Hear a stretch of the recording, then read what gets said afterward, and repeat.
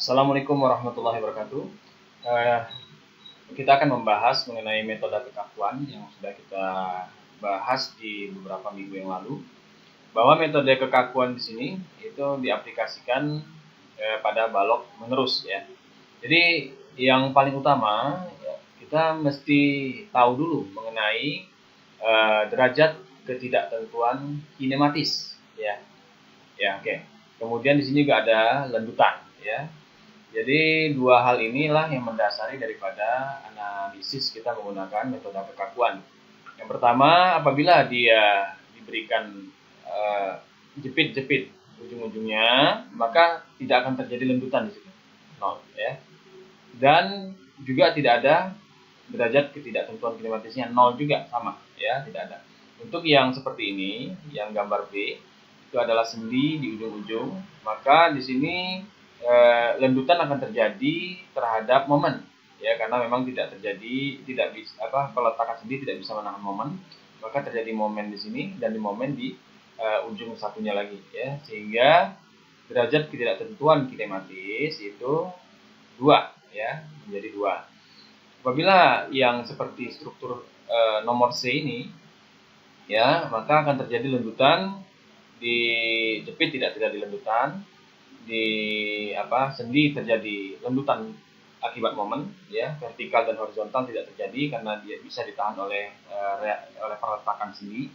Dan begitu juga pada sendi yang kedua ini, maka otomatis derajat ketidaktentuan kinematisnya adalah D1, D2, maka dia ada 2 ya. Oke. Kemudian kalau untuk portal ya, kita akan lihat dari lendutan ya, apabila dia gambar D ini, maka di sini akan terjadi lendutan apabila aksial deformasi aksialnya diperhitungkan ya. Artinya perpanjangan dan perpendekan elemen batang balok kolom ini diperhitungkan, maka D1 akan terjadi di sini, akan terjadi perpendekan sebesar lendutan D1. Itu pula ini perpendekan atau perpanjangan sebesar D4.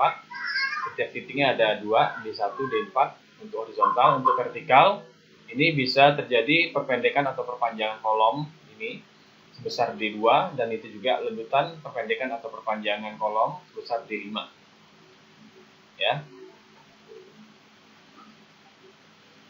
Dan juga terjadi momen di sini di titik ini, dan di sini juga terjadi momen, maka sehingga kita hitung lendutannya yang terjadi adalah D1, D2, D3, D4, D5, D6, ada 6 ya. Dan untuk materi kita yang sekarang ini kita pakai yang E ya, ini adalah basic stiffness method ya. Kalau untuk yang D ini adalah direct stiffness method, itu biasanya dipelajari di analisa struktur 3 ya. Kalau analisa struktur 2 kita menggunakan basic stiffness method, BSM, basic stiffness method, yang mana deformasi aksial di sini diabaikan, sehingga di sini hanya terjadi pergoyangan, bukan perpendekan atau perpanjangan batang ya, pergoyangan ke kanan atau pergoyangan ke kiri, maka dia disebut lendutan D1. Kemudian di ujung-ujung ini, di join-joinnya akan terjadi D2 dan D3, maka akan terjadilah di sini 3 derajat ketidaktentuan kinematis dikarenakan deformasi aksial dari elemen diabaikan ya. Nah, itu perbedaannya ya. Di situ ada perbedaannya. Oke. Apabila kita membicarakan satu kasus di mana ada batang ya, yang dimana ujung-ujungnya adalah jepit, ujung B-nya juga jepit ya, maka di sini tidak ada terjadi derajat ketidaktentuan kinematis atau 0. Di sini di titik B juga 0 ya. Nah, jadi di sini untuk mempermudah perhitungan, maka di mana letaknya beban, di situ dianggap diberikan satu perletakan, di mana perletakan itu dianggap jepit. Peletakan itu tidak mampu menahan lendutan ke atas dan ke bawah, dan tidak mampu menahan lendutan momen ya. Jadi dia bisa menjadi lendutan momen dan lendutan vertikal ke atas dan ke bawah. Namun dia lendutan ke kiri dan ke kanan itu dianggap sudah ditahan oleh peletakan A dan peletakan B, maka lendutan yang terjadi adalah D1 secara vertikal dan D2 secara momen, ya, putaran. Oke, di sini akan terjadi D1, ya, dan terjadi D2. Maka apabila dia terjadi D1, maka dia akan melihat daripada panjang ke arah titiknya, ya, sehingga seperti ini akan terjadi apabila dia di sini seharusnya D1 karena dia tidak mampu menahan D1, D1-nya terjadi di situ, maka lendutan, kalau kita lihat gambar ya, di sini akan terjadi D1 seper-6, ya, kemudian D2-nya juga seper-6, ya. Jadi di sini ada D1, ini D1, ini D2. Jadi ini seper-6, ini seper-6 sama. Kemudian ini D3, ini dan ini D4, ya. D4, D3-nya adalah seperempat dan seperempat, ya, minus, ya, minus. Sesuai dengan rumus daripada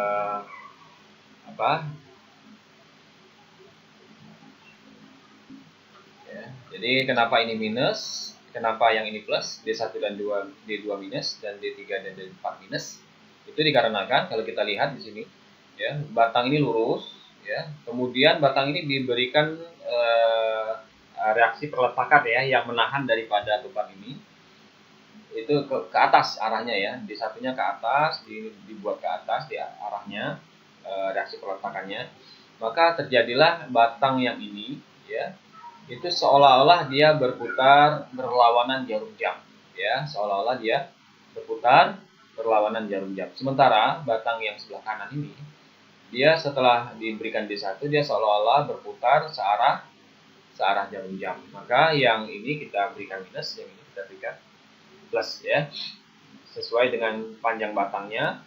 Ini 6, ini 4, ya. Yang ini minus per 6, minus per 6, dan minus 4, minus per 4. Sementara untuk D2, tadi D1 sudah kita bahas, untuk D lendutan 2 atau D2 sama dengan apabila diberikan satu satuan beban, ya, di sini D2 kita berikan satu satuan beban, maka yang terjadi adalah D1, di D1 nggak ada, kosong. D2 ada di sini, ya. D2 di sini ada, kemudian di sini D3 juga ada, dan namun D4 di sini kosong, ya, tidak ada.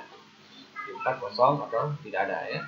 Beda dengan ini karena dia vertikal, maka D1, D2, D3, D4 ada, ya. Namun kalau dia sifatnya momen, D1 dan D4 itu tidak ada, 0, ya, seperti itu. Maka jadilah dia seperti itu.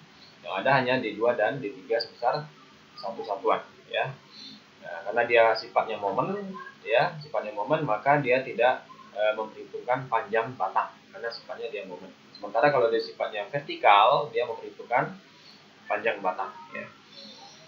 Oke, ini seperti biasa mengikuti rumus, ini juga mengikuti rumus seperti biasa, ya. Kemudian ini adalah transposnya adalah, ya, jadi matriks A yang kita peroleh tadi ini ditranspos. Transpos itu adalah matriks yang diubah, yang baris itu jadi kolom, yang kolom jadi baris, gitu, ya. Ini transpos, yang ini adalah matriks S tadi, yang ini adalah matriks A yang belum ditranspos, ya. Dikalikan, maka dapatlah matriks kekakuan atau matriks K, ya. Setelah itu matriks K ini kita inverse, ya. Inverse itu bisa kita gunakan Excel, ya. Nanti saya berikan caranya untuk menggunakan Excel, ya. Ini kita matriks K tadi kita inverse, ya. Inverse ini adalah seper matriks K atau dengan kode -1, ya, seperti itu, ya. Saya akan tunjukkan metode menginverse, ya, seperti ini, ya. Jadi kita lihat di sini, ya. Di sini yang mau kita inverse sama, ya, kita pindahkan dulu 0,2430, pindah juga kita pindahkan, ya. Pindah di sini juga, ya, kita tulis di sini ketik. Nah, sehingga kita menginverskannya, kita buat satu area dulu, ya. Areanya adalah kita pakai sama dengan, kita areakan dulu, kemudian di blok, kemudian sama dengan ketik M inverse, ya. M inverse. Nah, di sini ada, ya, ini klik 2 kali nih, ya, warna ini klik 2 kali nih, 1, 2, ya. Nah, silakan di blok yang mau di inverse. Sudah, setelah itu kita klik kita shift, tombol shift, tombol kontrol ditahan, kemudian langsung enter. Ya, maka sudah langsung terinverse. Cuman di sini di buku pegangan kita ini dia memakai seper 0,3617 Apabila kita ikuti maka dia dapat segitu juga, sama ya, sama seperti itu juga. Oke ya. Nah, ini sudah inverse sudah kita kerjakan, kemudian tinggal perkalian ya, kemudian kita ikutin saja yang ada di sini perkalian ya. Setelah itu kita kurangin dengan H ya, itu gaya luarnya itu, ini 960 1152 minus 152 ya. Oke, saya ada sedikit menjelaskan mengenai perkalian matriks untuk sekedar mengingatkan saja ya, untuk yang ini ya. Ini untuk H S A D ini ya, H sama dengan S kali A kali D. Jadi kalau bentuknya kurungnya seperti ini, kurung perawal, itu artinya yang kita akan peroleh adalah matriks kolom ya, matriks kolom. Tapi kalau dia bentuknya seperti ini, maka dia akan seperti matriks baris dan kolom seperti ini. Ya, ini juga baris dan kolom. Tapi kalau dia matriksnya kurung perawal seperti ini, maka dia matriks satu kolom saja ya. Oke, perkalian matriks di sini ya, untuk matriks H ini sudah dijadikan desimal ya.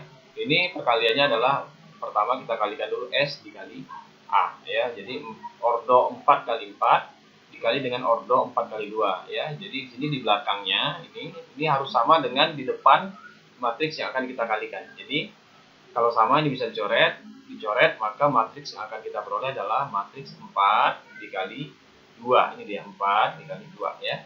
Nah, ini kita coba ya. Jadi cara perkalian matriks itu adalah sama dengan M mul ya, M mul ya.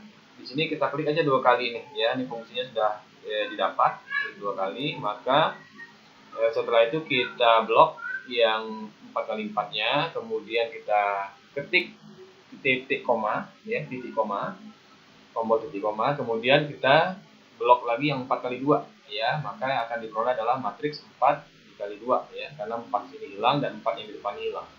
Kemudian shift, tekan tombol shift, control, enter, maka diperoleh hasilnya ini ya. Kemudian kita kalikan lagi ordo 4 kali 2 dikali ordo 2 kali 1 yang ini ya.